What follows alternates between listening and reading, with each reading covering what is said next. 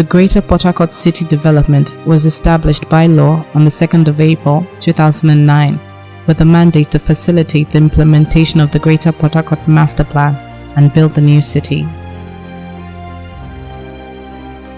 It was important that government begins to address the future growth of the city because of the challenges we had with the city growing in an unstructured and unplanned manner. So we had a huge urban sprawl and inadequate infrastructure to be able to serve the teeming population of the city of Port Harcourt. Our charge precisely was look at the way Port Harcourt is and advise government on the way forward.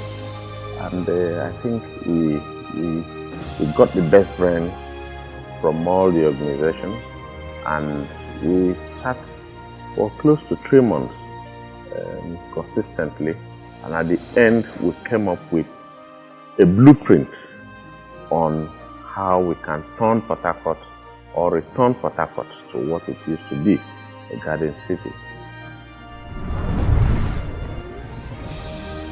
Quite apart from the Greater Port Harcourt City Development Authority, we also have the Ministry of Urban Development and Fiscal Planning that is responsible for regulating the growth and developments within the old city and also part of their local government area. Port Harcourt City was established in 1913 as a port for evacuating coal from Udi Hills and agricultural oil palm produce for export. Over a period of 100 years, Port Harcourt has grown from a colonial township to a sprawling metropolis. The colonial administration created a well-planned and functional town with the old GRA, Port Harcourt Township and Diob villages. In 1948, Port Harcourt was designated as a first-class township. Management of lands was done within the concept of planning schemes. Several planning schemes to control development of the city were embarked upon. In 1959, Mr. Elon, an Israeli, was engaged in the planning scheme for 250,000 inhabitants in anticipation of the growth of the town as a result of the relocation of Shell BP from Owerri to Port Harcourt. Key features of this master plan included Trans-Amadi Industrial Area, Rainbow Town, and Diob GRA as residential neighborhoods and Hotel Presidential, built to cater for tourists. Under the administration of His Excellency Alfred D.H. Spiff, 18 master plans were prepared for several towns in River State. Nixon and Boris, a British planning firm, prepared a redevelopment for Diob and Borokiri. Specialist Consult, a Swedish firm, prepared the master plan of Greater Port Harcourt to ensure orderly urban development. This second master plan covered 180,000 hectares. The period 1975 to 2008 was a period of grave neglect of physical planning of the city. The master plan that we are implementing was prepared in 2008 by Arcoscape, a South African firm of multidisciplinary professionals. And there's a two-pronged approach to bringing back life into the city of Port Harcourt.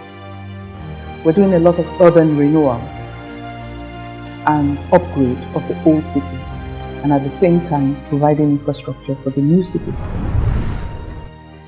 So one came up with the concept of a new city that had law and order and establishment with proper infrastructure. People were building without necessarily having necessary infrastructure. There was no water, there was no power, there was no sewage infrastructure or any kind of infrastructure.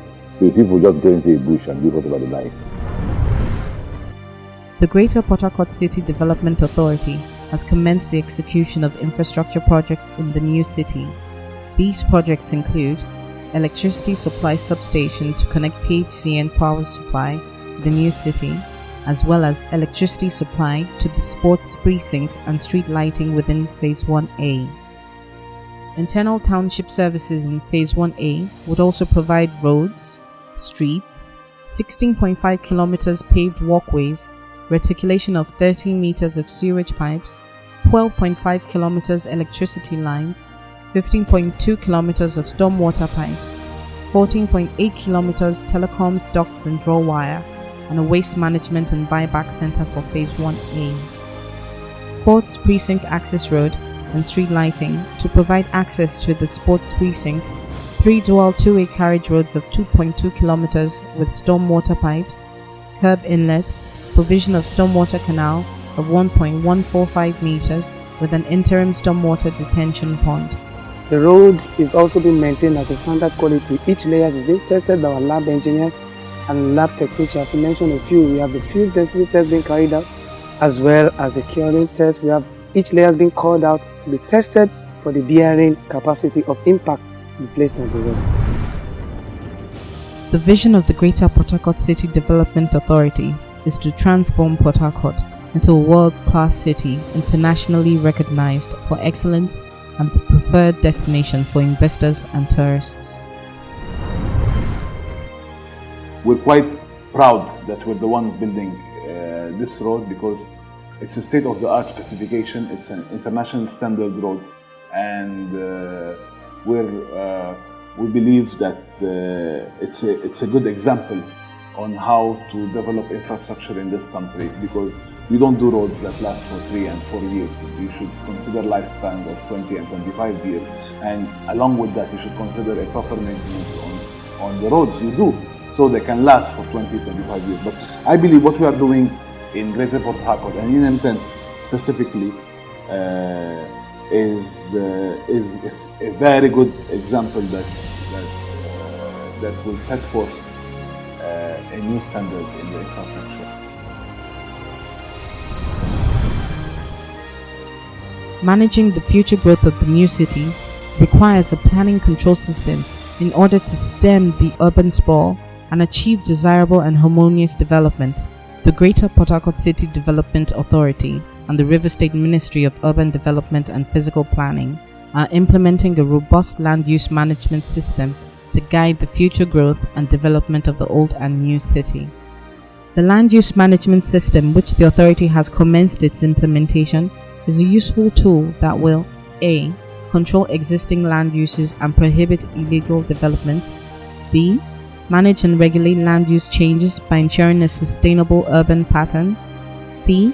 Evaluate development proposals by creating development opportunities within a controlled environment and thereby ensuring land optimization, and D.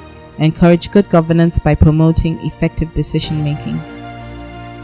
The vision of His Excellency, the Governor of River State, Right Honorable Rotimi Amechi, is that urban planning and regulation become an integral part of the life of River State residents and investors. There are so many other persons who are bringing their own investment to the city. Our own is the Phase 1A. We are going to provide the infrastructure, and we will try as much as possible to provide that. To provide infrastructure in so many places as possible to encourage those who want to invest in the city to come in. To this effect, residents and investors are encouraged not to buy land indiscriminately, but rather contact the authority to ascertain the location of chartered lands, how these lands fit into the master plan, and the designated use of the land. Residents and investors are further advised not to build without obtaining building plan approval from the Greater Port Harcourt City Development Authority or the River State Ministry of Urban Development. So as we celebrate Port Harcourt at 100, would like to see Port Harcourt 100 years again from today do better than it did within the last 50 years of its 100 years. The question is, can we do it? I believe that we can. Port Harcourt was known as the Garden City. It was celebrated as the Garden City. With a bit of effort and planning, it can assume the same status that it was always known as a Garden City. Thank you.